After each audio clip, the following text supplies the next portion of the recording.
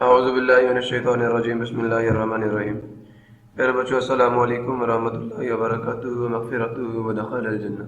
वालेकुमुस्सलाम वरहमतुल्लाहि वबरकातुहू व मग़फ़िरतुहू व दख़लल जन्नह। रब्बि इश्रह ली सदरी व यस्सिर ली अमरी वहलुल उक़दतम मिन लिसानी यफ़क़हू क़ौली। Rabbi ज़िदनी इल्मा rabbi ज़िदनी इल्मा rabbi ज़िदनी इल्मा।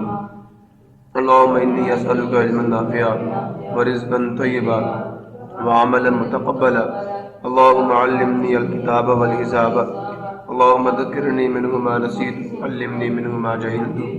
अल्लाहुम्मा ख़ुज़ बियदी। मेरे बच्चों, आज हम लोग chemistry 9th class chapter number 8 chapter का नाम केमिकल रिएक्टिविटी, उसका लेक्चर नंबर 1 स्टार्ट कर रहे हैं।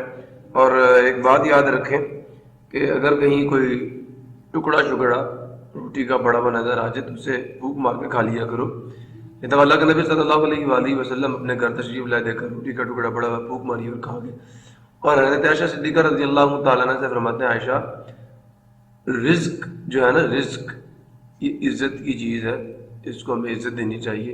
जब अल्लाह किसी कौम का रिज्क छीन लेता है, मफहूम बता रहा हूँ, जिसका मफहूम है, तो अल्लाह उसको वापस नहीं करता। तो बच्चे, रिस्क जो है इसको कभी भी पाँव में पमाल ना करें, कभी पाँव में मत रोलें। कहीं भी मिले तो इसको उठा के ऊंची जगह पर रखें ताकि इसकी बेहुरमती ना हो। एक रोटी है जिसकी खातिर बंदा दर दर रोलता फिरता है, तो कहीं पे भी कोई टुकड़ा मिले मैं तो भाई खा लेता। तो इसलिए इसको या तो अगर नहीं दिल करता ना खाए, ठीक है उसको। और किसी अल्लाह वाले का कौल है, जो बच्चे कुछ टुकड़े खाएगा ना, जिसके बच्चे कुछ टुकड़े, अल्लाह उसकी औलाद जो है ना उसमें बरकत देगा और उसकी औलाद बड़ी खूबसूरत होगी, अच्छी हो, ताबेदार होगी। तो इन चीज़ों पर भी थोड़ा सा अमल किया करो, थोड़ा सा नहीं बल्कि हमारा मकसद ही होना चाहिए। तो हमारी लाइफ में अल्लाह के नबी सल्लल्लाहु अलैहि वसल्लम की जो सुन्नत है वो हमारा मकसद है, वो हमारी लाइफ है। उसके अलावा बेटा लाइफ कोई लाइफ नहीं है, अल्लाह की बारगाह में उसका कोई मुकाम नहीं है। तो बच्चों, चैप्टर बड़ा ही शॉर्ट सा चैप्टर है, बड़ा मुख्तसर सा चैप्टर है और बड़ा ही मजे का चैप्टर है। मेटल्स, फर्स्ट चैप्टर में डेफिनेशन मैंने बताई, नॉन मेटल्स डेफिनेशन मैंने बताई थी। मेटल्स के होता है those elements which have the tendency to electrons and form the positive ions. Clear हो गया? Non metal those elements which have the tendency to gain electrons and form the negative ions. लो भाइयों, chapter का introduction है, chemical reactions are the heart and soul of chemistry. लो, बात ही मुक गई। उन्होंने कहा केमिकल रिएक्शन जो है वो दिल और रूह है, कल्ब और रूह है किसके? केमिस्ट्री के। ऐसा ही है, when an iron object is placed in the moist air, अभी पीछे बढ़ के आ रहे हो, इट रस्ट, उसको जंग लग जाता है। अब मुझे बताने की ज्यादा जरूरत है, बट व्हेन गोल्ड और प्लाटिनम ऑर्नामेंट, लेकिन जब सोने और प्लाटिनम से बने हुए जेवरात जो है, व्हाइट गोल्ड इसे कहते हैं, प्लाटिनम, उन्हें हम रख दें किस में? मॉइस्ट एयर में, तो दे डू नॉट रस्ट, उनको जंग नहीं लगता। इसकी क्या वजह? तो बच्चे, जो आयरन है वो ज्यादा इलेक्ट्रोपॉजिटिव है, उसके इलेक्ट्रॉन छोड़ने की टेंडेंसी बहुत ज्यादा है, इस वजह से उसको जंग लग जाता है। लेकिन जो गोल्ड और प्लाटिनम है, इनकी इलेक्ट्रोपॉजिटिविटी ज्यादा नहीं होती, इसलिए इनको जल्दी जंग नहीं लगता। क्लियर हो गया? Copper is one of the important metal. Copper बड़ी अहम मेटल है, इससे वायर्स बनती है। It is widely used for making the electrical cables, ornaments, coins, alloys such as brass, bronze etcetera. समझ आ रहा है ना? जब ना आए तो फिर से पूछ लेना। अंग्रेजी समझ आ रही है? Commercially low grade copper ore is treated with dilute H2SO4 to convert ore into copper sulphate. अब बच्चे, जो स्क्रैप कॉपर होता है ना, जो आपको मिलता है बाहर से, तो उसके ऊपर थोड़ा सा डाइल्यूट सल्फ्यूरिक एसिड डाल देते हैं। क्या डाल देते हैं? अभी ये रिएक्शन मुझे ना आज बल्कि लिखा ही हुआ है, अभी थोड़ी देर पहले बच्चे मुझे एक रिएक्शन लिखवाया था जिंक का सल्फ्यूरिक एसिड से, और जिंक ने सल्फेट को पकड़ लिया था। जब भी किसी मेटल का ऑक्साइड, क्या किसी भी एसिड से रिएक्शन करता है तो दो चीजें बनती हैं। मेटल क्या करती है? हाइड्रोजन छोड़ के बाकी पार्ट पकड़ लेती है, कॉपर सल्फेट बन गया। और ये ऑक्सीजन हाइड्रोजन से मिलेगी, क्या बन जाएगा? वाटर बन जाएगा। ये कॉपर सल्फेट ऐसे तैयार होता है कि कॉपर का आप रिएक्शन करवा दें किसके साथ? सल्फ्यूरिक एसिड के साथ, तो नीला तोता तैयार हो जाएगा। क्लियर हो गया? फ्रॉम दिस सोल्यूशन, अब आप अगर ये चाहते हैं कि इस सोल्यूशन से मुझे क्या मिल जाए? कॉपर मिल जाए, प्योर कॉपर। क्या मिल जाए? समझ आ गया नहीं आ गया? तो आप इसके साथ किसको मिला दें, चाहे आयरन को मिला दें या चाहे जिंक को मिला दें, तो from this solution copper metal is recovered by dipping iron rod in it, उसके अंदर लोहा मिला देते हैं। जैसे आयरन रॉड आप उसके अंदर डिप करेंगे तो आपको पता आयरन जो है वो ज्यादा एक्टिव मेटल है बनिस्बत किसके, कॉपर के। आयरन कॉपर को 2 इलेक्ट्रॉन दे के उसकी जगह ले लेता है, आयरन सल्फेट बन जाता है, कॉपर नीचे बैठ जाता है। बात समझे नहीं समझे? तो ऐसे अब क्योंकि आयरन ज्यादा एक्टिव मेटल थी, एक्टिव होने का मतलब यही है ज्यादा टेंडेंसी रखती है इलेक्ट्रॉन लूज करने की, क्लियर हुआ? तो इसकी एबिलिटी इलेक्ट्रॉन छोड़ने की ज्यादा है। तो from this solution copper metal is recovered by dipping iron rod in it, iron displaces copper from copper sulphate solution, जो कि मैंने रिएक्शन आपको लिखकर दे दिया। Can copper metal be used to displace iron? नहीं, आयरन सल्फेट से copper iron को नहीं निकाल सकती, क्योंकि कॉपर के इलेक्ट्रॉन लेने की सलाहियत ज्यादा है, आयरन की देने की सलाहियत ज्यादा है। रिप्लेस वो करेगा जिसके इलेक्ट्रॉन देने की सलाहियत ज्यादा है। क्लियर हो गया? तो जवाब है नो, कहना copper is less active metal than the iron, so therefore it can not remove the iron from its sulphate. Clear हो गया? Iodine is an essential element for thyroid gland. Thyroid gland क्या, यहाँ पे आपके glands होते हैं जो thyroxine पैदा करते हैं, तो थायराइड ग्लैंड का लाजमी जुज़्व है and is an important disinfectant, और ये बड़ा अच्छा जरासीम कुश दवा है। It is used for making tincture of iodine, पता ना, आयोडीन वगैरह। Commercially it is prepared by oxidation of iodine salts by chlorine. अब कमर्शियली कैसे, तिजारती पैमाने पर, बड़ा पैमाने पर हम इसे कैसे तैयार करते हैं, सोडियम आयोडाइड उसके साथ क्लोरीन का रिएक्शन करवाएं।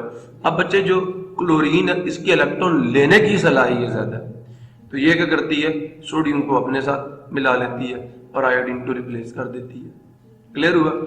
कैन आयोडीन डिस्प्लेसेस, क्या आयोडीन, देखें अगर आप पीरियोडिक टेबल में देखें ना तो सबसे ऊपर फ्लोरीन है, फिर क्लोरीन है, फिर ब्रोमीन है, फिर आयोडीन है। तो जो निचला है वो ऊपर वालों को रिमूव नहीं कर सकता, लेकिन ऊपर वाला नीचे वालों को रिमूव, फ्लोरीन सबको रिमूव कर सकता है। क्लोरीन फ्लोरीन को रिमूव नहीं कर सकता, लेकिन क्लोरीन ब्रोमीन और आयोडीन को रिमूव कर सकता है इनके कंपाउंड से, क्योंकि उसकी इलेक्ट्रॉन लेने की सलाहियत ज्यादा, वो स्ट्रॉन्ग ऑक्सीडाइजिंग एजेंट है than the bromine and iodine, क्योंकि उसकी इलेक्ट्रॉन लेने की सलाहियत, उसकी इलेक्ट्रोनेगेटिविटी ज्यादा है। How is the reactivity of elements related to the outer most electrons in an atom? अब एलिमेंट्स की रिएक्टिविटी का उनके आखिरी शेल में इलेक्ट्रॉन्स के साथ क्या ताल्लुक है? ठीक है, रिएक्टिविटी का, कौन ज्यादा रिएक्टिव होगा, कम रिएक्टिव होगा, तो आयरन ज्यादा रिएक्टिव है और कॉपर कम रिएक्टिव है, इसकी क्या वजह, ये वो पूछ रहे हैं कि इसका क्या ताल्लुक है आखिरी शेल के इलेक्ट्रॉनिक कॉन्फ़िगरेशन के साथ। What does periodic table tell you about the reactivity of elements? वैसे मैं डिस्कस कर चुका हूँ तीसरे चैप्टर में, बता चुका हूँ ना, जो एटम बड़ा होता जाएगा तो उसके इलेक्ट्रॉन छोड़ने की सलाहियत बढ़ती जाएगी, जब सलाहियत बढ़ेगी तो ज्यादा रिएक्टिव हो जाएगा। याद आया? तो this chapter will make foundation, ये चैप्टर बुनियाद बनाएगा to deal with such enquiries, ऐसे सवालात के साथ मामला करने की जो बुनियादें हैं। मेटल्स क्या होती हैं? We are familiar with metals like aluminium, iron, copper, they can be transform into variety of shapes. हम इनको बहुत सारी शक्लों में डाल सकते हैं by melting, moulding, casting, hammering and rolling. क्या कह रहे हैं? उनको पिघलाकर, उनके सांचे बनाकर, समझा नहीं है, मोल्डिंग, कास्टिंग, उनको पिघलाकर सांचों में डालकर, हैमरिंग थोड़ी मार उसको चौड़ा कर देते हैं, एंड रोलिंग, और उनको रोल भी कर सकते हैं। मेटल्स ऑक्यूपाई, गौर से सुनना, अगर ये बड़ी अहम बात बताने जा रहा हूं, पीरियोडिक टेबल में जो मेटल्स हैं ये उसका 3/4 हिस्सा इन्होंने गिरा, सब मेटल्स। ये सीढ़ी देख रहे हो, ये सीढ़ी से नीचे और हाइड्रोजन से नीचे सब मेटल्स हैं। ये सीढ़ी किनकी है? मेटलाइट्स की है, और इसके ऊपर सारे नॉन मेटल्स हैं। 20 के करीब एलिमेंट्स नॉन मेटल, बाकी सब ये D block, F block elements, D block elements सब मेटल्स हैं। ना हाइड्रोजन को छोड़ के एस ब्लॉक भी सारा, हाइड्रोजन हीलियम को छोड़ के बाकी सब क्या मेटल्स हैं, समझियो? तो जनाब आप समझे? तो मोस्टली लेफ्ट लोअर, लेफ्ट ये वाला ना, यही था ना लेफ्ट, ये लेफ्ट लोअर, ठीक है, गौर से सुन लो, metals occupy left and lower 3/4 of the periodic table. Clear हो गया? दे आर टिपिकली शाइनी, ये चमकदार होती हैं, चमकदार सॉलिड्स होते हैं, ठीक है, have moderate to high melting points, इनके मेल्टिंग पॉइंट्स का बहुत ज्यादा भी होते हैं और मोतदल, जैसे मरकरी रूम टेम्परेचर पे क्या लिक्विड है, और good conductor of heat and electricity, इनसे अच्छी बिजली पास होती है, अच्छी हीट पास होती है। किस वजह से? क्योंकि इनमें फ्री इलेक्ट्रॉन होते हैं, मैं आपको पढ़ा चुका हूँ लास्ट चैप्टर फिजिक्स में, याद आया। They tend to lose electron in chemical reaction, इनकी टेंडेंसी होती है इलेक्ट्रॉन छोड़ने की केमिकल रिएक्शन में। फिजिक्स काम आ रही है आपके।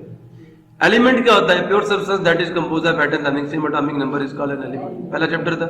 या दूसरी डेफिनेशन थी, substance whose all atoms have same atomic number is called an element, a substance that cannot be converted into other simpler substances, ये आपकी बुक में भी है, ठीक है, is called an element। Types of elements तीन थी, metals, non metals, metalloids. Metals के होते हैं those elements which have the tendency to lose electrons and form the positive ions are called metals. Non metals के those elements which have the tendency to gain electrons and form the negative ions, याद आया, are called non metals. Metalloids के ये वो elements हैं जो दोनों की प्रॉपर्टीज रखते हैं, तो those elements which have the properties of both metals and non metals are called metalloids. इस पे गुफ्तगू हो चुकी है। अब भाई मेटल्स की जो टेंडेंसी है किसकी होती है? इलेक्ट्रॉन छोड़ने की, और जिस मेटल में ये टेंडेंसी, ये रगबत, ये एबिलिटी ज्यादा पाया जाए वो ज्यादा इलेक्ट्रोपॉजिटिव है, वो ज्यादा अच्छी मेटल है, और जिसमें कम हो वो अच्छी मेटल नहीं। जैसे कॉपर है, उसकी इलेक्ट्रोपॉजिटिविटी कम है, पॉजिटिव आयन बनाने की टेंडेंसी क्या कम है बनिस्बत आयरन के। आयरन अच्छी मेटल है और कॉपर इतनी एक्टिव मेटल नहीं है। क्लियर हो गया? तो chemically the property of an element that makes it metal, तो कीमियाई तौर पर किसी एलिमेंट की वो खुसूसियत जो उसको मेटल बना देती है वो उसकी एबिलिटी है टू लूज इलेक्ट्रॉन, ऐसा ही है, to lose valence electron to form the metal ions, metal cations, ठीक है। डेफिनेशन ऑफ इलेक्ट्रोपॉजिटिविटी जनाब, द टेंडेंसी और the ability of a metal, सुन रहे हो, the tendency of metal to lose electrons and form positive ions is called its, याद आया कुछ? मैं तीसरे चैप्टर के लास्ट में बताया था, इलेक्ट्रोनेगेटिविटी पढ़ रहे हो तो याद रखना इलेक्ट्रोपॉजिटिविटी भी आएगी। इलेक्ट्रोनेगेटिविटी क्या थी? The tendency of a non metal to gain electrons, electronegativity and form the negative ions. तो फ्लोरीन की सबसे ज्यादा इलेक्ट्रॉन एब्जॉर्ब करने की एबिलिटी, समझ आया? हाँ। अब यहां पे क्या हो रहा है? मेटल एटम है, कितने इलेक्ट्रॉन लूज करेगा डिपेंड करता है ग्रुप नंबर पे, पता है ना, कोई 2 करता है, कोई 3 करता है, याद आया? तो ये Ne, ये पॉजिटिव आयन बनना है, ठीक है, और इसके जो एनर्जी चाहिए उसे हम कहते हैं आयनाइजेशन एनर्जी, याद है ना। Where M stands for any metal, कोई भी मेटल हो सकती है, more the tendency, more the ability to lose electron, more will be the electropositivity of the metal. Smaller the tendency, जितनी कम ability होगी to lose electron, smaller will be the electropositivity. जितनी electropositivity ज्यादा होगी metal उतनी ही ज्यादा active होगी, और जितनी electropositivity कम होगी मेटल उतनी ही ज्यादा इनएक्टिव होगी, उतनी अच्छी मेटल नहीं होगी ना, कम है, नहीं समझ आ रहा। तो जो आपका गोल्ड है, प्लैटिनम है, इतनी अच्छी मेटल्स नहीं है, इनकी इलेक्ट्रोपॉजिटिविटी कम होती है, इसलिए इनको जल्दी जंग नहीं लगता। ट्रेंड इन ए ग्रुप, अब गौर से सुनना, इलेक्ट्रोपॉजिटिविटी का ट्रेंड जैसे नेगेटिविटी का बढ़ा था। अब मुझे आप खुद बताएं, एक मेटल की टेंडेंसी इलेक्ट्रॉन छोड़ने की कब बढ़ेगी? जब उसका साइज बढ़ेगा। तो जनाब electropositivity increases down the group, ऊपर से नीचे बढ़ती है। क्यों? बिकॉज, गौर से सुन ले, metals have large atomic size and low ionization energy. As we move, सुन रहे हो? As ionization energy decreases down the group, electropositivity increase हो जाएगी।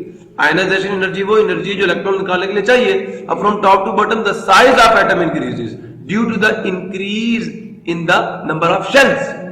From top to bottom shielding effect बढ़ता है, तो इलेक्ट्रॉन छोड़ने की एबिलिटी भी बढ़ेगी, इलेक्ट्रोपॉजिटिविटी भी बढ़ेगी, आयनाइजेशन एनर्जी कम हो जाएगी, पॉजिटिविटी इसलिए तो बढ़ रही है, समझ आया? एग्जांपल्स क्या? Sodium is more electropositive then lithium, और पोटेशियम ज्यादा इलेक्ट्रोपॉजिटिव सोडियम के मुकाबले में, नीचे वाला एलिमेंट ऊपर वाले के मुकाबले में ज्यादा इलेक्ट्रोपॉजिटिव है, ज्यादा अच्छा मेटल है। Magnesium is more electropositive than the beryllium, और calcium is more electropositive than the magnesium. Clear हो गया? ट्रेंड इन द पीरियड, अब इलेक्ट्रोपॉजिटिविटी कम हो जाएगी। क्यों? सोडियम से मैग्नीशियम पे गए तो साइज छोटा हो गया, साइज छोटा हो गया, इलेक्ट्रॉन छोड़ने की एबिलिटी कम हो जाएगी, समझियो? Electropositivity decreases from left to right in a period, the tendency to lose electron decreases as we move from left to right in the period due to the decrease in the size of atoms. So electropositivity decreases from left to right in the period. Examples क्या है? In the second period lithium और beryllium are metals हैं दोनों, boron metal आइड है, ability कम हो गई है, कार्बन नॉन मेटल हो गई है, अब तो छोड़ेगी नहीं, लेगी इलेक्ट्रॉन। तो as we move from left to right in a period, trend metal से किसकी तरफ जा रहा होता है? नॉन मेटल की तरफ। लास्ट में सारी नॉन मेटल है। तो कैरेक्टर जो है जो साइज छोटा होता जाएगा, कैरेक्टर इलेक्ट्रॉन देने से लेने की तरफ ट्रांसफर हो जाएगा। बात समझ आ गई बेटा? तो एग्जांपल्स क्या है? In the second period lithium metal है, इसके इलेक्ट्रॉन छोड़ने की, इसका साइज बड़ा बेरिलियम से, इलेक्ट्रॉन छोड़ने की सलाहियत ज्यादा, बेरिलियम का साइज छोटा हो गया तो न्यूक्लियस की आखिरी शेल के इलेक्ट्रॉन पर जो ग्रिफ्ट है वो मजबूत हो जाती है। ठीक है, बोरॉन मेटलाइड हो गया, कार्बन नॉन मेटल हो गया, नाइट्रोजन, ऑक्सीजन, फ्लोरीन, नियॉन सारे नॉन मेटल्स हो गए। Also beryllium is less metallic than the lithium. क्यों? बिकॉज उसका साइज छोटा है।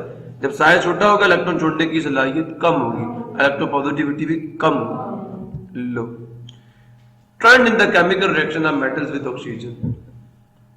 अब मेटल्स का ट्रेंड देखना है कि ऑक्सीजन के साथ जो रिएक्शन का ट्रेंड है वो बढ़ता है या कम होता है। समझ आया या नहीं आया? अब अच्छा गौर से सुनना, These trends in the electropositivity are reflected in the chemical reactivity of metal. ये electropositivity का ट्रेंड है ना, फ्रॉम टॉप टू बॉटम बढ़ती है, लेफ्ट टू राइट कम होती है, ये आपको नजर आएगा उनके केमिकल रिएक्शन में भी। ठीक है, अब ऑक्सीजन से रिएक्शन करवा रहे हैं, किसका? अल्कली मेटल्स का, lithium, sodium, potassium, rubidium, caesium, francium. सुन रहे हो? Trend of the chemical reaction of a metal with oxygen in a group, पहले देखिए ट्रेंड है, क्या अंदाज है, क्या रुझान क्या है? ठीक है, फ्लो क्या है, समझ आया नहीं है? फैशन क्या है? ठीक है, in a group the reactivity of metals with oxygen increase कर जाती है। जैसे लिथियम जो है वो नॉर्मल टेम्परेचर पे ऑक्सीजन के साथ रिएक्शन, लेकिन सोडियम हवा में रखोगे जलना शुरू करोगे, ट्रेंड बढ़ा नहीं बढ़ा? पोटेशियम धमाके से रिएक्शन कर, नहीं समझ आया? पढ़ो ये समझ आ गया? ट्रेंड समझ आ गया? In a group the reactivity of metal with oxygen increases. अब आप सोचेंगे वो कैसे? तो alkali metals on exposure to air, ठीक है, alkali metals on exposure to air show an increase in affinity for oxygen. तो अल्कली मेटल जो है जब उनको ऑक्सीजन मिलती है तो वो जाहिर करती हैं एक इंक्रीज का मतलब क्या है? इजाफा इन दियर एफिनिटी, अपनी मोहब्बत में, अपनी रगबत में, फॉर ऑक्सीजन, ऑक्सीजन के लिए, as we move down the group. जैसे ये ट्रेंड आपने बता दिया। लिथियम फॉर्म करती है नॉर्मल ऑक्साइड। अब बच्चे वो ऑक्साइड जिसमें ऑक्सीजन की वैलेंसी कितनी होती है? 2 होती है, उसे नॉर्मल ऑक्साइड कहते हैं। लिथियम नॉर्मल ऑक्साइड बनाती है, लेकिन सोडियम जो है वो पर ऑक्साइड बनाती है। वो ऑक्साइड जिसमें ऑक्सीजन की वैलेंसी 1 हो, मैं पूछूंगा, an oxide in which the valency of oxygen is 1 is called peroxide, an oxide in which the valency of oxygen is 2 is called, और जिसमें हाफ हो जाए उसे सुपर ऑक्साइड। ठीक है, एक होता है सब ऑक्साइड, वो आपके कोर्स में नहीं है तो मैं बता भी नहीं रहा। क्लियर हो गया? याद रहेगा? तो बच्चे सोडियम क्या बनाती है? पर ऑक्साइड, और पोटेशियम, रुबिडियम और सीजियम क्या बनाते हैं? Super oxide. तो वैलेंसी, अब जिसमें नॉर्मल बनेगा उसमें ऑक्सीजन कम होगी, जिसमें पर बनेगा ऑक्सीजन ज्यादा होगी, और सुपर में ऑक्सीजन और ज्यादा होगी। समझ आया नहीं है? अब चेक करें, नॉर्मल में क्या था? ऑक्सीजन की वैलेंसी 2 थी, इधर आ गई, लिथियम की 1 थी, इधर आ गई। सोडियम पर बना, अब पर में वैलेंसी -1 होती है, लेकिन O2 मिलेगा ना यहाँ पे। तो याद रखना, जब -1 है तो क्या होता है? हम चाहते हैं ये 2 आ जाए, ये दोनों असल में पर में नीचे O2 लाजमी आता है। क्यों? क्योंकि पर ऑक्साइड में ऑक्सीजन का एक बॉन्ड नहीं टूटता, इसलिए हमें O2 लिखना पड़ता है। तो इसकी वजह से -2 हो जाएगी, तो ये 2 यहाँ पे आ जाएगा, सोडियम के 2 आइटम मिलाने पड़ेंगे। क्लियर हुआ? अब जब वैलेंसी हो जाए हाफ, सुन रहे हो, ऊपर 1/2 है, 1/2 तो मैं यहाँ नहीं डाल सकते ना, तो मुझे उसको 2 से मल्टीप्लाई करना पड़ेगा। इसकी वैलेंसी को भी 2 से, इसको भी 2 से, 2 से कट जाएगा। समझ आया? 2 1 2 यहाँ चला जाएगा, 1 यहाँ, तो KO2 बन जाएगा। अब आप कहेंगे सर नहीं, सोडियम की वैलेंसी 1 है, वो वहां पे ये नॉर्मल बनना चाहिए, लेकिन नहीं। सुन रहे हो नहीं सुन रहे? तो इस तरह के ऑक्साइड्स बनते हैं, ये सुपर ऑक्साइड्स बनाते हैं। तो ये क्या शो कर रहा है कि जूं आप अल्कली मेटल्स में फ्रॉम टॉप टू बॉटम जा रहे हैं, तो जो एलिमेंट की ऑक्सीजन के साथ मिलने की या ऑक्सीजन को अपने साथ मिलाने की एबिलिटी है वो बढ़ती जा रही है। मेटल्स आ रही है हमारे साथ ज्यादा से ज्यादा ऑक्सीजन में, इसलिए वैलेंसी में क्या आ रही है, कमी आ रही है। पहले 2 थी, फिर 1 हुई, फिर हाफ हो गई। समझ आया? Trend of chemical reaction of a metal with oxygen in a period. अब पीरियड में क्या होता है, ग्रुप में देख लिया, कर लोगे रिएक्टिविटी का ट्रेंड, इलेक्ट्रोपॉजिटिविटी का बता चुका हूं, ट्रेंड ही पढ़ने हैं, ठीक है। In a period as we move from left to right, reactivity of metals with oxygen decrease कर जाती है। मेटल्स की क्यों, from left to right size छोटा हो जाता है, तो मेटल की इलेक्ट्रॉन छोड़ने की सलाहियत कम हो जाती है, फ्रॉम टॉप टू बॉटम बढ़ती है ना, तो यहाँ कम हो जाएगी। In the third period sodium readily reacts with oxygen to form sodium peroxide at room temperature. Magnesium जो है ना वो रिएक्ट करती है ऑक्सीजन पे, लेकिन उसको शोला देना पड़ता है।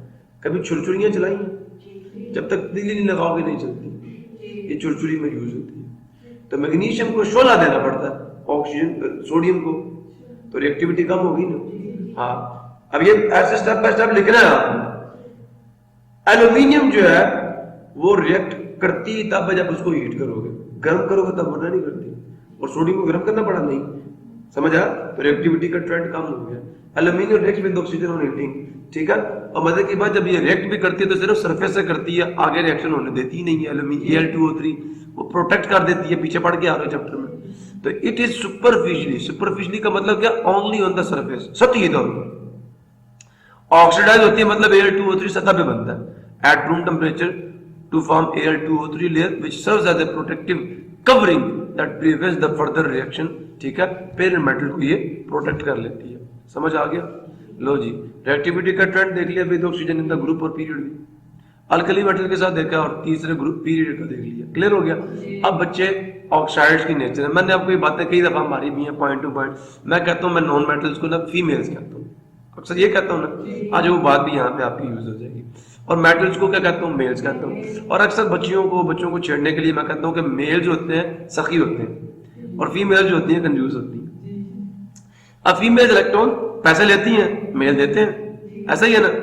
अब जनाब फीमेल्स को कौन सी चीज पसंद होती है, खट्टी चीज, ऐसा ही है। तो बच्चे नॉन मेटल्स के ऑक्साइड भी खट्टे होते हैं। लो एक और बात सुन लो, एसिडिक खट्टे, एसिडस, सोर इन टेस्ट, सुन रहे हो बस।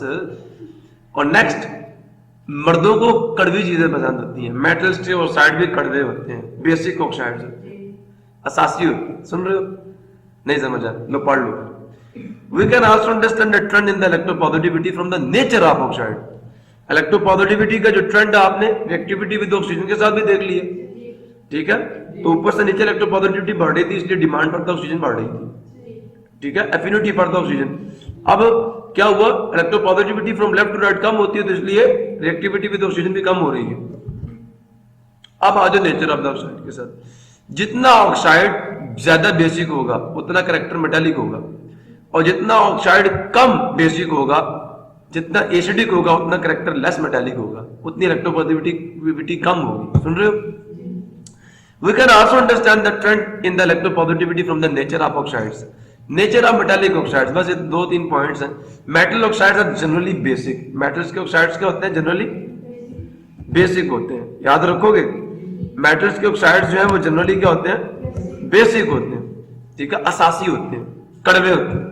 This is because they produce basis in water. देखो सोडियम का ऑक्साइड बना, सोडियम का ऑक्साइड है, इसे पानी से मिलाओ तो NaOH, जिसमें OH होगा वो तो बेस होती है। तो क्योंकि आपको बंदा पूछ लो क्यों बेसिक होते हैं, तो आपने बताना है ये रीजन है, this is because they produce basis in water. जब वो पानी से मिलते हैं तो बेसिस बनाते हैं। Nature of the non metallic oxides, non metals के ऑक्साइड्स की नेचर क्या, they are acidic in nature. Clear हो गया? क्यों? Because when they are dissolved in water they form the acids. वो कैसे? देखो कार्बन डाइऑक्साइड को वाटर में डिसॉल्व कर दो, कार्बोनिक एसिड नहीं बनता। सल्फर ट्राइऑक्साइड को वाटर में डिसॉल्व करते हो, सल्फ्यूरिक एसिड नहीं बनता। नाइट्रोजन डाइऑक्साइड को वाटर में डिसॉल्व करते हो, क्या नाइट्रिक एसिड नहीं बनता। तो इनके ऑक्साइड्स पानी के साथ मिलकर क्या देते हैं, एसिड्स देते हैं। अभी भी नहीं समझे? The basic character of oxides. अब देखो जब आप लेफ्ट से राइट जाओगे पीरियड में तो मेटालिक कैरेक्टर कम होगा, तो बेसिक नेचर भी कम हो जाएगी। बेसिक कैरेक्टर का ताल्लुक मेटालिक कैरेक्टर के साथ है। जब आप लेफ्ट से राइट जाते हैं मेटालिक कैरेक्टर कम हो जाता है, तो बेसिसिटी भी क्या हो जाती है, जो बेसिक करेक्टर उसमें कमी आ जाती है और एसिडिक करेक्टर में इजाफा हो जाता है। तो the basic character of oxide decreases as we move along a period. This indicates the decrease in metallic character. Electropositivity में डिक्रीज आया ना, जब बेसिसिटी में कमी आ रही है, बेसिक करेक्टर में कमी है, तो इसका मतलब मेटालिक करेक्टर में कमी आ रही है। मेटालिक करेक्टर में कमी है तो मतलब इलेक्ट्रोपॉजिटिविटी में कमी आ रही है। लेकिन इलेक्ट्रोनेगेटिविटी में क्या होता है? इजाफा होता है। हाँ, समझ आया नहीं है? लो फॉर, अब ये कुछ एलिमेंट्स के आपको दे दिए oxide. For example elements of third period, sodium, magnesium, सुन रहे हो, एल्यूमिनियम, सुन रहे हो, सिलिकॉन, फास्फोरस, सल्फर, क्लोरीन, ठीक है, क्लोरीन तक है बच्चे, ऑक्सीजन नहीं आएगी ना, वो दूसरे पीरियड। तो for example elements of the third period form oxides. अब देखिए नॉर्मल बनाया सोडियम का भी,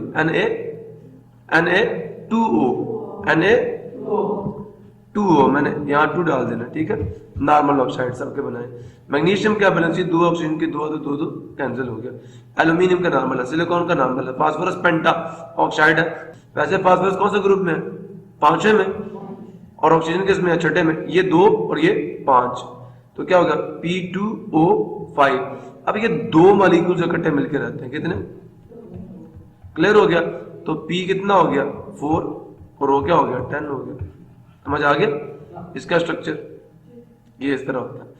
तो सल्फर डाइऑक्साइड, सुन रहे हो? नहीं सुन रहे? इसमें सल्फर 4 की वैलेंसी शो करता है, याद रखना। तो ये क्या? Dichloro hepta oxide, dichloro hepta oxide. Chlorine 7 की वैलेंसी शो करता है, ठीक है। समझ आया? अच्छा इधर देखो, अब these oxides turn from strongly basic, strongly, ये लिख दिए सबके ऑक्साइड्स। अब लिख रही है कि थर्ड पीरियड के जो ऑक्साइड्स हैं वो ये हैं, और ये जो ऑक्साइड्स हैं ये स्ट्रांगली बेसिक से वीकली बेसिक, और फिर एम्फोटेरिक, और फिर weakly acidic to strongly acidic. See figure to understand the trend. देखें, सोडियम का ऑक्साइड जो है वो स्ट्रांगली बेसिक है, बड़ी स्ट्रांग किस्म की बेस बनाता है। मैग्नीशियम का बेसिक है, एल्यूमिनियम का एम्फोटेरिक है। अब एम्फोटेरिक ऑक्साइड्स कहते हैं those oxide which have the properties of both acids and, समझ आ गया, are called amphoteric oxides, ठीक है। लिख लोगे या लिख दूं?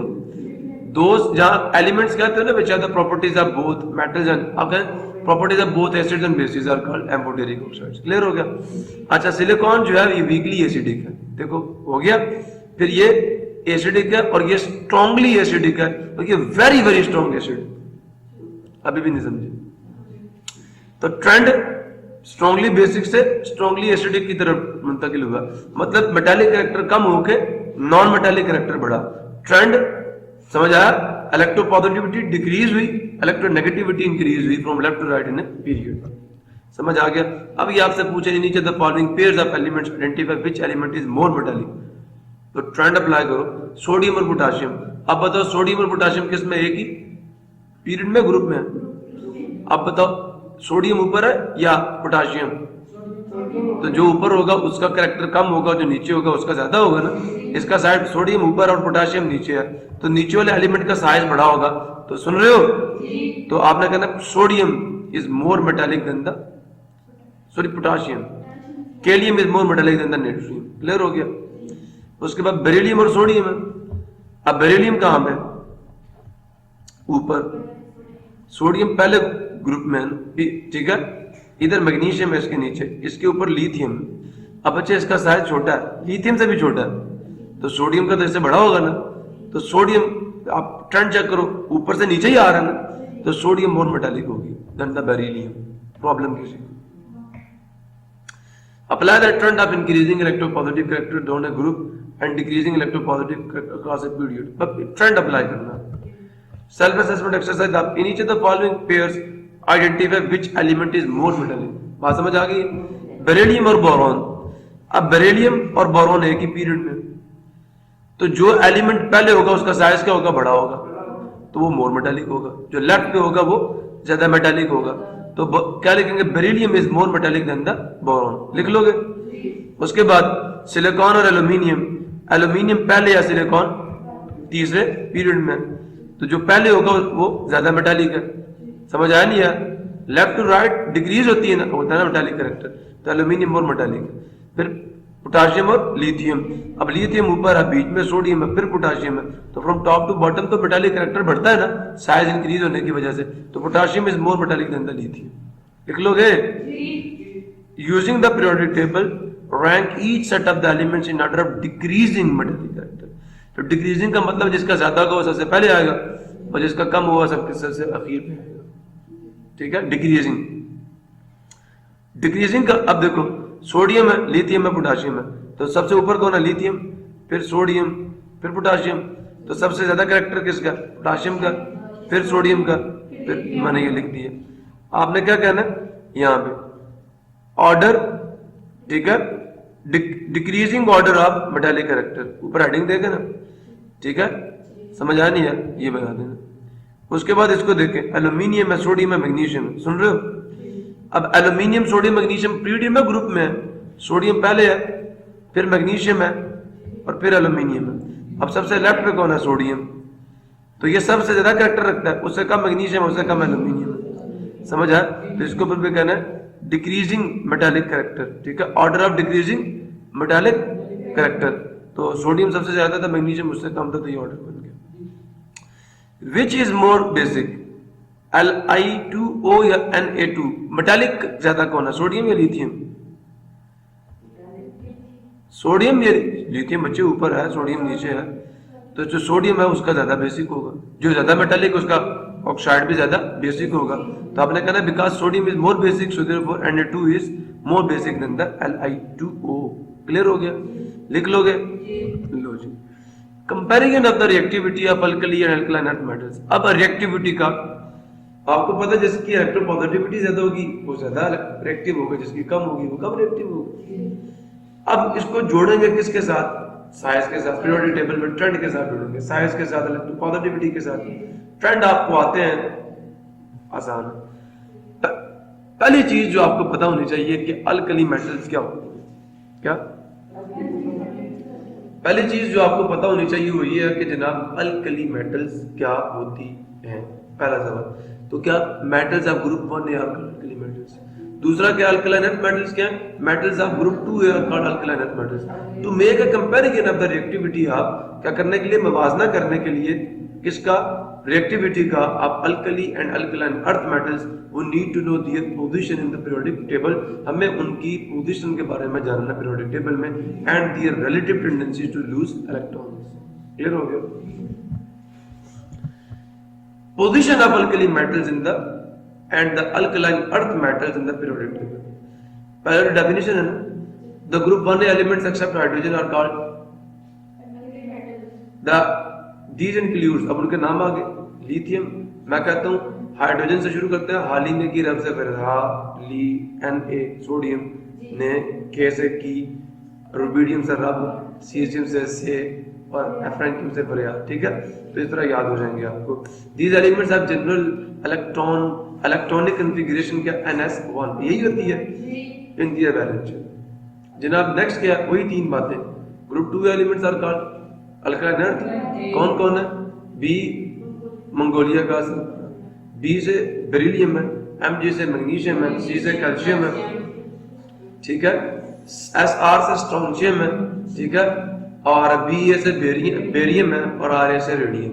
ठीक है, तो ये बेटा आपने लिख दिए। दीज इंक्लूड्स, ये एलिमेंट्स कौन कौन से हैं? Beryllium, magnesium, calcium, strontium, barium and radium. They have general electronic configuration, जो वहां बता वो यहाँ बता। लो जी, identify the position of magnesium and calcium in the periodic table. तो क्या बताओगे? मैग्नीशियम कौन से पीरियड में? पोजीशन का मतलब यही होता है पीरियड नंबर क्या, ग्रुप नंबर क्या है। तो magnesium belongs to period number 3 and group number, period number 3 and group number 2A। Calcium belong to group number 2A and period number 4 period से बिलोंग करते हैं। अच्छा, table shows the ionisation energies of alkali and alkaline earth metals in kilojoule per mole. अब गौर से सुनो, ऊपर से नीचे देखो, आयनाइजेशन एनर्जी बढ़ रही है कम हो रही है? आयनाइजेशन एनर्जी वो एनर्जी होती है जो इलेक्ट्रॉन निकालने के लिए चाहिए, यार बढ़ रही है ऊपर से नीचे। क्यों? क्योंकि साइज बढ़ता है, शील्डिंग इफेक्ट बढ़ता है, तो एनर्जी कम हो जाती है इलेक्ट्रॉन निकालने के लिए। अब इधर से देखो, इधर बढ़ी है कम हो रही है? बढ़ी है। इसका मतलब लिथियम जो अल्कली मेटल्स हैं उनकी रिएक्टिविटी क्यों ज्यादा? क्योंकि उनकी आयनाइजेशन एनर्जी कम है। और अल्कलाइन अर्थ मेटल्स की रिएक्टिविटी क्यों कम है? उनकी आयनाइजेशन एनर्जी ज्यादा है। अब अल्कली मेटल्स का मेटालिक कैरेक्टर ज्यादा और अल्कलाइन अर्थ का मेटालिक कैरेक्टर क्या काम है? लो भाई पढ़ लो। Because alkali metals have low ionisation energies, ठीक है, therefore have a greater tendency to lose the single valence electron to form the cations। Clear हो गया? They are so reactive, ये इतनी रिएक्टिव होती हैं that they are never found in free state। मैंने कहा था ना, सोडियम कभी भी फ्री नहीं मिलती, त्याग करना पड़ता है इलेक्ट्रोलिसिस से। याद आया? क्लियर हो गया? अब alkali metal show increase reactivity on the group. और मजे की बात है कि रिएक्टिविटी ऊपर से नीचे बढ़ती है, साइज बढ़ता है ना, आयनाइजेशन एनर्जी कम होती है तो reactive from top to bottom बढ़ती है। दिस इज बिकॉज, ऐसा क्यों है? अल्कली मेटल्स की reactivity from top to bottom क्यों बढ़ रही है? This is because the decrease in ionisation energy down the group and increase in size, increase in shielding effect. Clear हो गया? This means sodium is more active और reactive than the lithium. नीचे वाला ऊपर वाले से ज्यादा रिएक्टिव होगा, but less reactive than potassium, क्योंकि वो नीचे वाला है। They are all so reactive, ये सारे इतने रिएक्टिव होते हैं, सुन रहे हो, that they are kept under a liquid such as kerosene oil। ये इतने रिएक्टिव होते हैं कि इनको हवा मिलने की देर है, दिमाग से रिएक्शन करते हैं, तो फिर इनको हवा से बचाया जाता है। तो क्या किया जाता है? मिट्टी के तेल के नीचे, मिट्टी के तेल में ऑक्सीजन डिसॉल्व नहीं होती है, तो उसके नीचे रखा जाता है। उसके they are so reactive that they are kept under a liquid such as kerosene oil। समझ आ गया? पॉइंट याद कर लोगे? लो बच्चों, नेक्स्ट अल्कलाइन अर्थ मेटल्स के बारे में जानिए। Alkaline earth metals also have low ionisation energy but more than, ठीक है, but more than the alkali metals.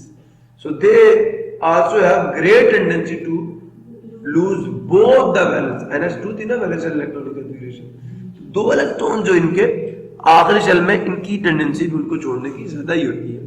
They are less reactive than the alkali metals. Think why? जवाब मैं दे चुका हूं। जवाब क्या है इसका? कि alkaline earth metals less reactive होती हैं निस्बतन, इनकी आयनाइजेशन एनर्जी क्या होती है?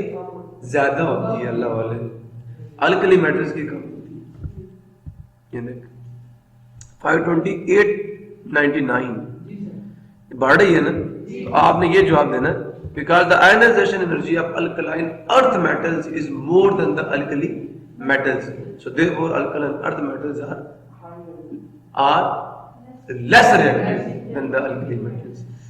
तो these metals also show increased reactivity down the group. ये एलिमेंट्स जो है ये increased reactivity down the group show करते हैं, क्योंकि इनकी आयनाइजेशन एनर्जी जो है वो from top to bottom decrease ही करती है। क्लियर हो गया? Thus magnesium is more active than the beryllium but less active than the calcium, ठीक है, क्योंकि कैल्शियम नीचे वाला है। Like alkali metals they are also kept under a liquid such as kerosene oil to prevent the contact with moist air. उधर क्यों रखते थे? उधर भी जवाब यही देना, to prevent the contact with the moist air because they are so reactive. So therefore उनको हवा और मॉइस्चर से बचाने के लिए किसके नीचे रखा जाता है? केरोसिन ऑयल के नीचे रखा जाता है। मिट्टी का तेल। अब जनाब एक सवाल पैदा होता है कि मेटालिक बॉन्ड क्या चीज है, क्या बला है, ठीक है। मेटालिक बॉन्ड क्या होता है? मैंने इसकी डेफिनेशन आपको last chapter physics transfer of heat में दी थी। अब मैं आपको थोड़ा सा याद करवाऊंगा। मैंने कुछ इस तरह की शक्ल बनाई थी, याद आया कुछ? मैंने कहा था मेटल्स के जो लास्ट शेल के इलेक्ट्रॉन्स होते हैं वो उनके शेल से बाहर निकल के पूरे स्ट्रक्चर में घूमना शुरू कर देते हैं। याद आया?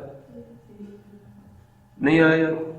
अब इन इलेक्ट्रॉन्स की वजह से ये पॉजिटिव आयन भी इसको खींचता है, ये भी खींचता है, और ये भी इसको खींचता है, ये इसको भी खींचता है। सुन रहे हो? तो ये एटम्स आपस में जुड़े रहते हैं, ठीक है। तो ऐसा बॉन्ड जो फ्रीली मूविंग, ठीक है, that type of chemical bond in which positively charged ions are bonded together because of the freely moving electrons. और मेटल्स में ऐसा ही होता है, जब आप थोड़ा मारेंगे ना तो ये जो ऊपर के आयन नीचे वाले आयन पे फिसल जाते हैं, वो मेटल चौड़ी हो जाती है। अब ये फ्री इलेक्ट्रॉन्स तो बीच में ही होते हैं ना, तो ये इनको अलग नहीं होने देते, जुड़े रखते हैं, इनको टूटने नहीं देते, क्योंकि इनकी एलपी तो बीच में ही है ना, ये तो नहीं ना अंदर से कहीं चले गए। तो किधर, इस वजह से मेटल्स को थोड़ी मारे तो टूटती नहीं है बल्कि फैल जाती है। किस वजह से? इस वजह से। मेटालिक बॉन्ड समझ आ गया? तो क्या it defined as the bond formed between the metal atoms positively charged ions due to the mobile और फ्री इलेक्ट्रॉन्स। ठीक है। The different properties shown by the metal such as high melting and boiling point, good conductors of heat and electricity, hard and heavy nature suggest existence of different type of chemical bond between the atoms of metals। तो ये metallic bond होता है metals के atom में। आपने मुझसे पूछा था कि सर मेटल्स के एटम में कौन सा बॉन्ड होता है? ये मेटालिक बॉन्ड होता है। क्लियर हो गया? अब मेटालिक बॉन्ड की मजबूती किस चीज पर डिपेंड करती है? जब एल्फी ज्यादा होगी तो जो जोड़ है पक्का लगेगा, या एल्फी कम होगी तो जोड़ पक्का लगेगा। अब मेटालिक बॉन्ड की जो स्ट्रेंथ है वो कितनी चीजों पे? दो चीजों पे डिपेंड करती है। मेटालिक बॉन्ड की स्ट्रेंथ कितनी चीजों पे डिपेंड करती है? दो चीजों पे। कि आपका मेटल एटम कितने इलेक्ट्रॉन छोड़ रहा है। आप देखें सोडियम जो है, गौर से सुनते जाओ, वो कितने इलेक्ट्रॉन छोड़ेगा? एक। और उस पर कितना पॉजिटिव चार्ज आएगा? एक। मैग्नीशियम कितने छोड़ेगा? दो। उस पर कितना पॉजिटिव चार्ज आएगा? दो। तो बच्चे देखें जो मेटालिक बॉन्ड की स्ट्रेंथ है वो डिपेंड करती है, इंशाल्लाह अल्लाह हाफिज़, मेटालिक बॉन्ड की जो स्ट्रेंथ है वो डिपेंड करती है किस पे?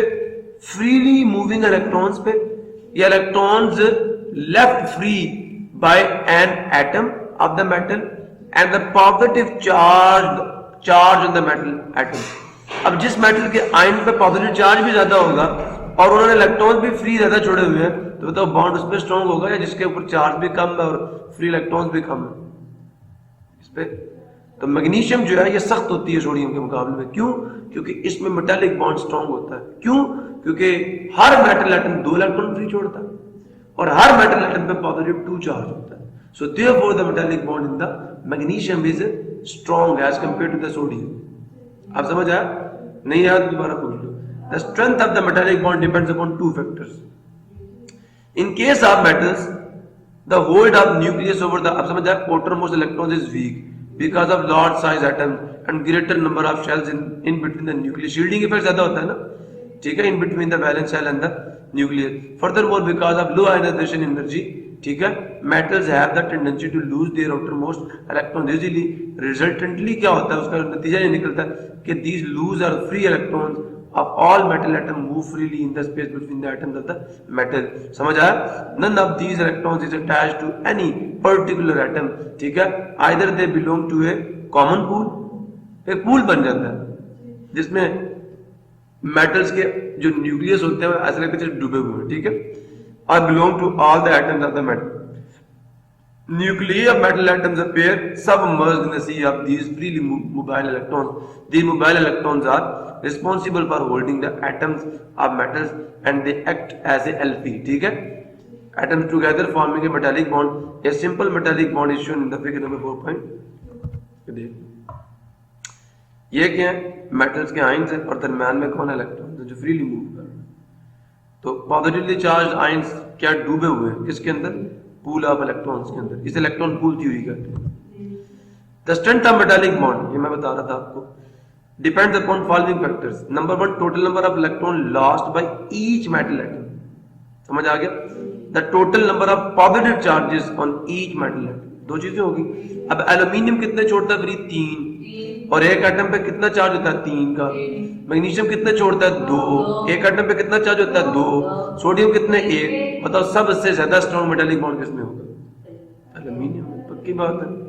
बस जी बड़े लायक हो गए, आ जाओ मेरे इधर। अब बात होगी some important alkali and alkaline earth metal जी। The most important alkali metal is sodium, ठीक है जी।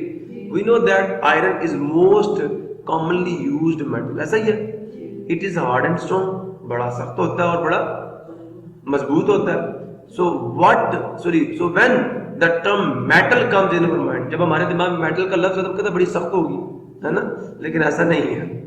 In our mind, we think that it to be as hard as iron. ये सब होगी किसकी तरह? आयरन की तरह. But sodium is soft metal, can be cut with knife. जैसे बर्फी को काटते हैं छुरी से, ऐसे इसको भी काट सकते हो. It melts at 97.8 degree Celsius and boils at 881.4 degree. कितना कम मेल्टिंग पॉइंट है, बॉइलिंग पॉइंट चलो ज्यादा. द रीजन, अब इसका रीजन कि बंदा आपसे पूछ ले कि why sodium metal is soft, ठीक है, as compare to the iron, तो क्या जवाब दोगे? जवाब ये देना, because the metallic bond in sodium is very very weak as compare to the metallic bond in iron. Iron में एक आयरन 2 या 3 इलेक्ट्रॉन छोड़ता है फ्री, समझ आया? तो मेटेलिक बॉन्ड स्ट्रॉन्ग होगा, इसलिए तो आयरन सख्त है. और सोडियम में एक एटम छोड़ती है. ये लो, the reason is that the iron, सुन रहे हो, that in iron metal atoms are tightly packed due to the small size. एक साइज छोटा होता है और वो इलेक्ट्रॉन्स ज्यादा होते हैं उसमें. They are held through strong metallic. ये जवाब है जी, समझ आया?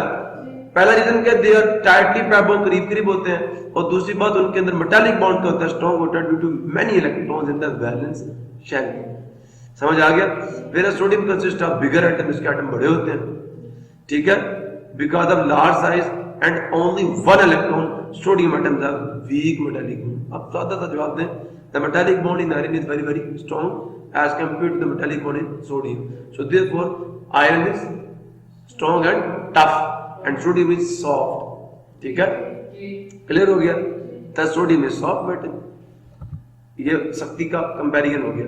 अब जनाबे Ali, sodium silvery white soft metal, silvery, समझ आया? अब ये सोडियम की प्रॉपर्टी है जनाब, किसकी प्रॉपर्टी है? कि ये सॉफ्ट सिल्वरी मेटल है. It is extremely reactive metal. ठीक है, अब गौर से सुनना, it reacts with water violently. Violently का मतलब पागलों की तरह, समझ आया? ठीक है, वायलेंटली, समझ आया? ये बड़ी शिद्दत से तामुल करती है किसके साथ? पानी के साथ. To form sodium hydroxide and liberate hydrogen. अब पानी किस फॉर्म में होता है? H. ये सोडियम जाकर अटैक करती है OH पे, बना देती है NaOH, और हाइड्रोजन को क्या कर देती है? लिबरेट कर देती है, खारिज कर देती है, रिलीज कर देती है. अब ये जो हाइड्रोजन होती है ना, ये क्या करती है? जलती है फौरन से, बहुत हीट भी खारिज होती है इसमें. ये रिएक्शन, अब बचे सोडियम की पहली प्रॉपर्टी, दूसरी प्रॉपर्टी. अब ये रिएक्शन,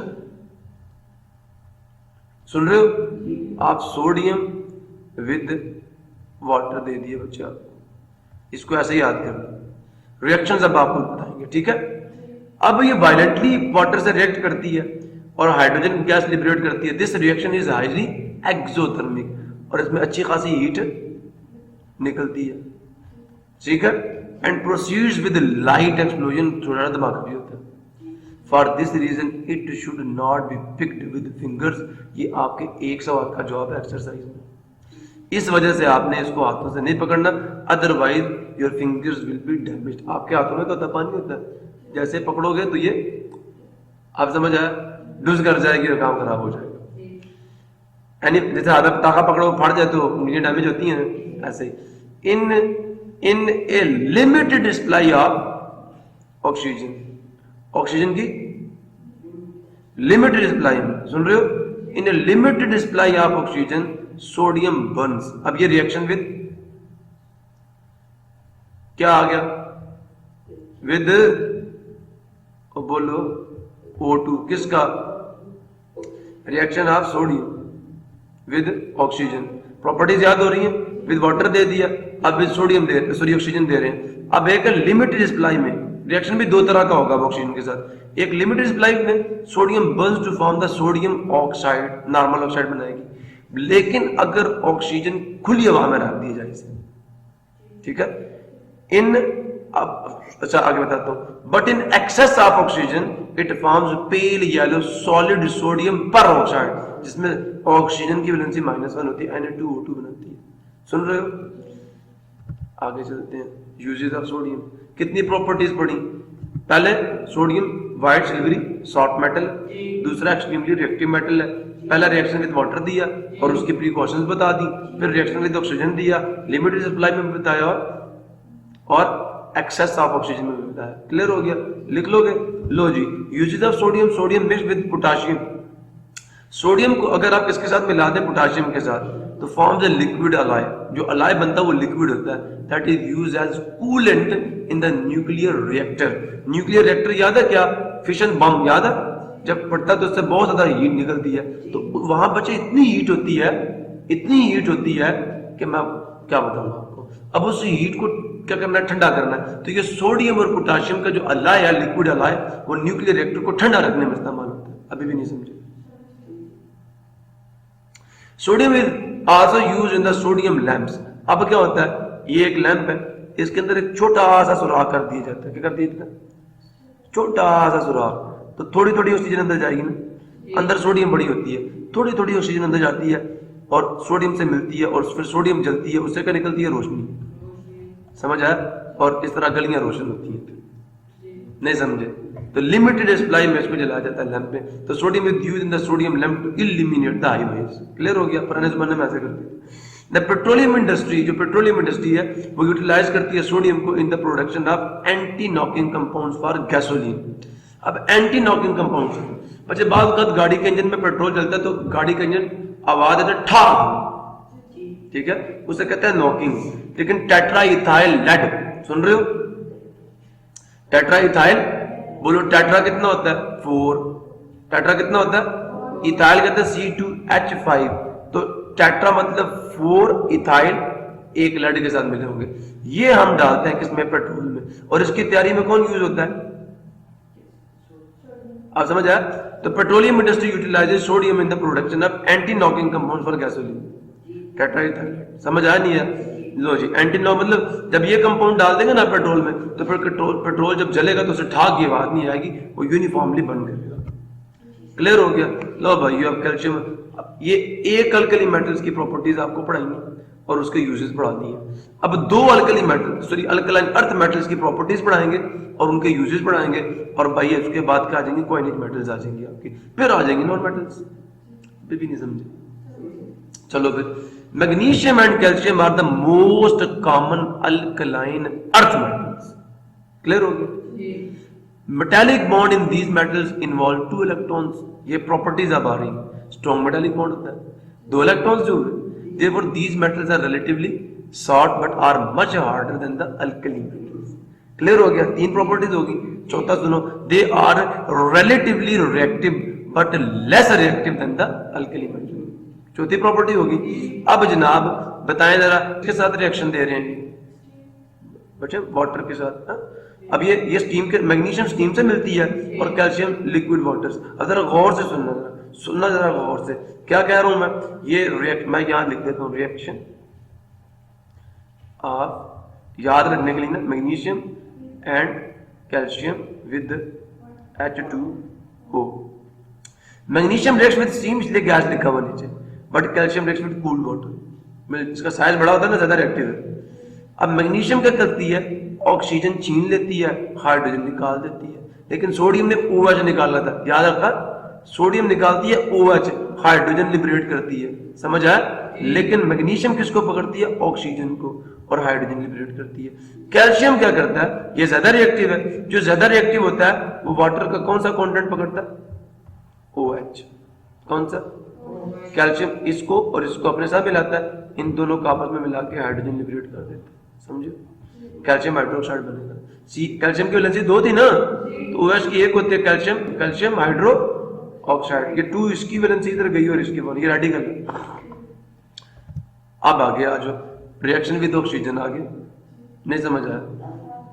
सोडियम का भी दिया ना reaction with oxygen, limited supply और एक्सेस में, इसका भी दे रहे हैं भाई। पीछे भी सोडियम का रिएक्शन भी वाटर से पढ़े थे और ऑक्सीजन से पढ़े थे। मैग्नीशियम और कैल्शियम के भी ऑक्सीजन से पढ़े।